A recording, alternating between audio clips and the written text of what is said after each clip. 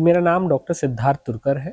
मैं एक medical oncologist हूँ और मैं इस वक्त अपोलो हॉस्पिटल्स नवी मुंबई में कार्यरत हूँ। मुझे करीबन 10 साल से भी ज़्यादा का कैंसर फील्ड में एक्सपीरियंस है। What are the most common early signs and symptoms of the lung cancer? So, whenever we are talking about cancer, so we need to understand cancer is a very slow growing disease. Okay, so many times it doesn't have an obvious signs and symptoms, especially in lung cancer, because body has reserves, it tries to compensate. Some patients may not have any obvious symptoms. Some patients can present with symptoms like chest pain, breathlessness, cough in sputum, excessive cough that is not resolving with usual medications. And especially those patients who have a very high risk of cancer with these symptoms that is persistent for more than 3 weeks, then we suspect a disease like lung cancer. Okay, and another thing that I want to point out, all these symptoms can be present with other diseases also. So we need to properly differentiate between a malignancy and non-malignancy so that we are not over treating the patient also. So, at what age should screening ideally begin for the high risk patients? So the in lung cancer, screening is not advised for everyone. As you have already said, it is advised only for those who have high risk of disease. So what is high risk of disease? Those people who have more than usual risk of lung cancer. So in that category, generally those who have history of more than 20 pack years of cigarette smoking history, or they have certain they are involved in certain occupation, like where they have exposure to asbestos dust. So that kind of profession should be screened for lung cancer. So there is no ideal cutoff date when it should be started, but if somebody is meeting those criteria, should be screened for lung cancer with a low dose CT scan. And ये जो screenings होते हैं वो कितने effective है detect करने के लिए लंग कैंसर को? So based on various guidelines and various studies that are being done, ऐसा देखा गया है कि लंग कैंसर में it is still not completely effective. Okay, so we can still miss the disease. So that's why only those cases जहाँ बहुत ज़्यादा high risk है आप उन्हीं को स्क्रीन करो, that is the first thing. ये ऐसी जगह पे स्क्रीन करो जहाँ पे एक एक्सपर्टाइज मौजूद है जो इस प्रकार के सस्पिशियस लेशन को प्रॉपरली डायग्नोस करके डिफ्रेंशिएट कर सके लंग कैंसर में और नॉन लंग कैंसर में. एंड जब भी हम स्क्रीनिंग की बात करते हैं, हमें हमेशा याद रखना होता है कि स्क्रीनिंग में हम केसेस को अर्ली डिटेक्ट कर रहे हैं, पर उस अर्ली डिटेक्शन से पेशेंट को बेनिफिट ये होना चाहिए कि उनकी जो नेचुरल हिस्ट्री है वो मॉडिफाई होनी चाहिए, देन ओनली स्क्रीनिंग का फायदा है. सो कुछ ट्रायल्स में ऐसा देखा गया है कि वो बेनिफिट हमेशा नहीं मिल पाता है, एंड इसी के लिए इसे रिस्ट्रिक्ट किया गया है सिर्फ उन लोगों में जहाँ पे हाई रिस्क डिसीज है. And consumption of tobacco in the form of smoking is only the sole reason for lung cancer और दूसरा भी कुछ मीडियम है tobacco? Tobacco in any form is carcinogenic. Okay, अगर हम उसको ओरल फॉर्म में ले रहे हैं, स्मोकिंग फॉर्म में ले रहे हैं, it is all carcinogenic. Even vaping, that is electronic cigarettes and all those things, hookah, that is also considered carcinogenic. Okay, so because during smoking lung epithelium is directly involved with the smoke, that's why सबसे ज्यादा risk इसी से बढ़ता है. पर tobacco में ऐसे कईयों कंपाउंड्स होते हैं जो कार्सिनोजेनिक होते हैं, वो सिर्फ लंग कैंसर के नहीं, बॉडी के बहुत सारे पार्ट्स के रिस्क बढ़ाते हैं. सो ऑब्वियसली वो लंग कैंसर का भी रिस्क बढ़ाते ही हैं अगर आप दूसरे फॉर्म में भी ले रहे हो तो. इसके अलावा स्मोकिंग अराउंड 85 टू 90% केसेस, खासकर जो स्क्वामस सेल कार्सिनोमा और स्मॉल सेल लंग कार्सिनोमा के लिए रिस्पॉन्सिबल होता है. बट हमें ये भी याद रखना है कि बहुत सारे लोगों के पास कई बार ये ऐसी कोई हिस्ट्री नहीं होती है. स्पेशली हम बहुत सारे ऐसे फीमेल पेशेंट्स देखते हैं जिनमें एडिनो कार्सिनोमा की वैरायटी का कैंसर मिलता है, इनमें कोई हिस्ट्री नहीं होती है. तो स्मोकिंग रिस्क बढ़ाता है, बट एक इनहेरेंट रिस्क हर किसी में होता है. सो इसको इसका इम्पोर्टेंस ये है इस बात का कि हमें कोई भी डायग्नोसिस को रिफ्यूज करने के पहले ये सोचना है कि ये पॉसिबल है कि नहीं है. तो ये पॉसिबल हो सकता है इवन इफ स्मोकिंग ना हो। एंड ऑब्वियसली स्मोकिंग इसका बहुत ज़्यादा तौर पे रिस्क बढ़ाता है, और अगर आप स्मोकिंग छोड़ते हैं तो 15 या 20 साल में आपका जो रिस्क है वो एक नॉर्मल पर्सन के नियर नॉर्मल होता है। एब्सोल्युटली नॉर्मल तो नहीं हो सकता, बट नियर नॉर्मल होता है। Since cancer is known as Ameerوں का बीमारी, so what are the like low treatment options people should know about?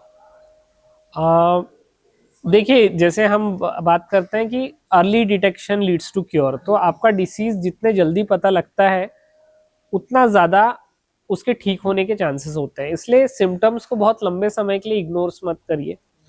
या अगर आपको इंसिडेंटली भी कोई चीज़ पता लगी है, सपोज आपने जांच किसी और चीज़ के लिए कराई थी और आपको ऐसी बीमारी का पता लग रहा है, जैसे मैंने स्टार्टिंग में ही बताया कि कई बार सिम्टम्स ऑब्वियस नहीं भी होते हैं, तो इसको जल्दी इवेल्युएट करिए ताकि डिसीज बहुत ज़्यादा उसका बर्डन बनने से पहले आप उसको ट्रीटमेंट स्टार्ट कर सकें। अब लो कॉस्ट में ऐसा है कि बहुत सारी गवर्नमेंट की स्कीम्स भी अवेलेबल हैं, तो उसके थ्रू भी ट्रीटमेंट किया जा सकता है। अब बहुत सारे पब्लिक और गवर्नमेंट सेक्टर्स हैं जहाँ पे आपका बहुत कम कीमतों पे इलाज किया जाता है। इसके अलावा बहुत सारे फाइनेंशियल एड्स मौजूद है, बहुत सारे एनजीओस के द्वारा जो कि मरीजों को हेल्प करते हैं। बहुत सारे डायग्नोस्टिक टेस्ट भी फ्री में हो सकते हैं, है ना। जैसे कि लंग कैंसर की हम पर्टिकुलरली बात कर रहे हैं, तो लंग कैंसर में जो एक बहुत इंपॉर्टेंट टेस्ट होता है, खासकर स्टेज 4 कैंसर में, जिसे हम नेक्स्ट जनरेशन सीक्वेंसिंग बोलते हैं, इसके द्वारा ट्रीटमेंट को काफी रिफाइन किया जा सकता है। तो ये टेस्ट भी फ्री ऑफ कॉस्ट किया जा सकता है। ऑब्वियसली कोई एनजीओ इसमें सपोर्ट कर रहा है, तो इसके थ्रू बहुत सारी चीजें आपकी की जा सकती है। तो अगर इस प्रकार की बीमारी जिसको भी पता लगती है, तो ये सोच के कि अमीरों की बीमारी है, हम तो इलाज नहीं कर पाएंगे, ऐसा सोचने की जरूरत नहीं है। आप डॉक्टरों से मिलिए, उनसे डिस्कस करिए, आपके फाइनेंशियल क्या कैपेबिलिटी है उनको क्लियरली बताइए, वो उसके हिसाब से आपको सुझाव दे सकेंगे। And what is the role of chemotherapy in treating the lung cancer in today? So chemotherapy is a form of systemic treatment. So हम जो कन्वेंशनली कीमोथेरेपी जानते हैं उसका मतलब होता है साइटोटॉक्सिक कीमोथेरेपी, है ना, कि वो साइटो मीन सेल, उसके लिए टॉक्सिक कीमोथेरेपी। सो यूजुअली जो पुराने कन्वेंशनल कीमोथेरेपी होती थी उनमें साइड इफेक्ट्स काफ़ी रहते थे, बट ये काफ़ी सारे ट्रीटमेंट का आज भी बैकबोन है। इसके ऊपर काफी सारा एडवांसमेंट ये हुआ है कि जो न्यूअर फॉर्म्स ऑफ ड्रग्स हैं, जिसे हम टारगेटेड थेरेपी या इम्यूनोथेरेपी बोलते हैं, ये भी आ गए हैं। सो इसके कारण ओवरऑल जो सिस्टमिक ट्रीटमेंट का इफेक्टिवनेस है वो काफी बढ़ गया है। अब उसमें आप अगर कीमोथेरेपी के लिए आप साइटोटॉक्सिक कीमोथेरेपी के लिए एब्सोल्युटली पूछ रहे हैं, तो साइटोटॉक्सिक कीमोथेरेपी के साथ इन टारगेटेड ड्रग्स को कंबाइन करके दोनों का एक ज्यादा बेहतर बेनिफिट मिलता है। अगर हम सिर्फ टारगेटेड दे रहे हैं या सिर्फ कीमो दे रहे हैं, तो कई बार उससे ज्यादा बेनिफिट हमें कॉम्बिनेशन देने में होता है। सो ऑब्वियसली रोल तो अभी भी मौजूद है, और बहुत सारी ड्रग्स के पेटेंट ओवर होने के बाद जेनरिक फॉर्म्स में अवेलेबल है, तो कॉस्ट भी काफ़ी कम हो चुका है इन दवाइयों का। इसको हम आसानी से ट्रीट करने के लिए यूज़ कर सकते हैं। Small cell lung cancer and non small cell lung cancer क्या है, इसके ट्रीटमेंट ऑप्शंस कैसे अलग हैं? देखिए, कैंसर, जब हम लंग कैंसर की बात करते हैं तो लंग कैंसर एक बीमारी नहीं है। लंग कैंसर के सेल्स में से अलग अलग प्रकार की बीमारियां उत्पन्न हो सकती है, जिसे हम कैंसर का नाम दे सकते हैं।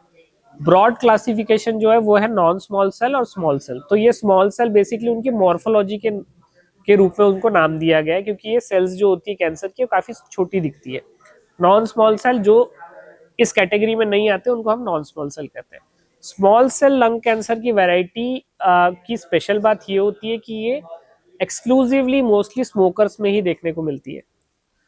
दूसरी बात ये है कि बीमारी काफी ज्यादा एग्रेसिव होती है, ये बहुत तेजी से बढ़ती है, और इसके कारण इसको अर्ली स्टेजेस में डिटेक्ट कर पाना काफी मुश्किल है।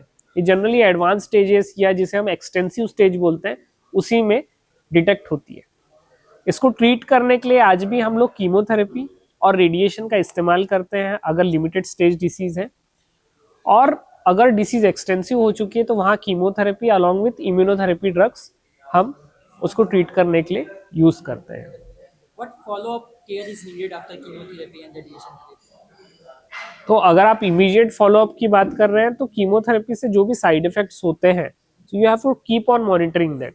जैसे किसी भी कीमोथेरेपी का एक कॉमन साइड इफेक्ट होता है कि खून की कमी आ सकती है, कई बार वो किडनी या लीवर पे दुष्प्रभाव करते हैं, तो इसलिए इसको कॉन्टिन्यूस मॉनिटरिंग पे रखना पड़ता है ड्यूरिंग कीमोथेरेपी। अब अगर आप ये सवाल पूछ रहे हैं कि पूरा कीमोथेरेपी का ट्रीटमेंट खत्म होने के बाद क्या करना है, हाउ लॉन्ग, मतलब कब तक इसको? तो वो डिपेंड करता है कि आपका डिसीज जो है वो किस स्टेज में डिटेक्ट हुआ था और हमने किस इंटेंट से ट्रीटमेंट किया है।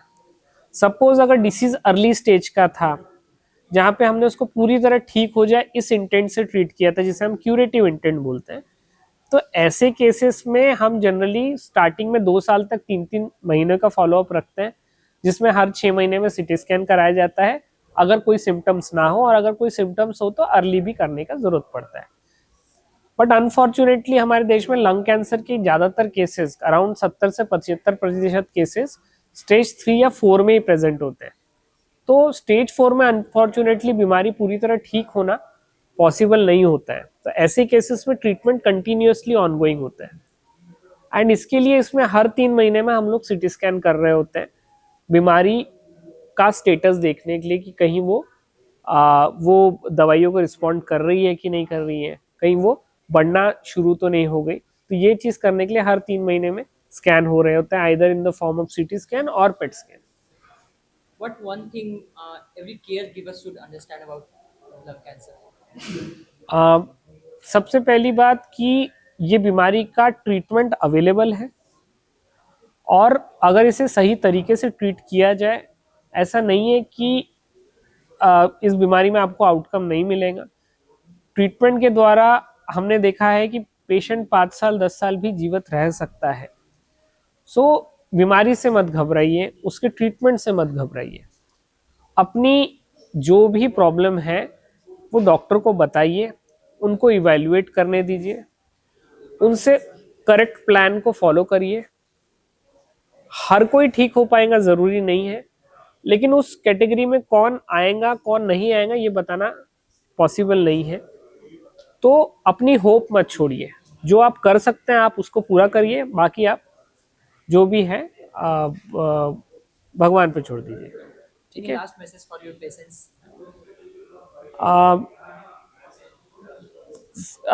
देखिए, कैंसर एक काफ़ी ऐसी बीमारी है जिसका काफ़ी ज़्यादा साइकोलॉजिकल इम्पैक्ट होता है लोगों पे।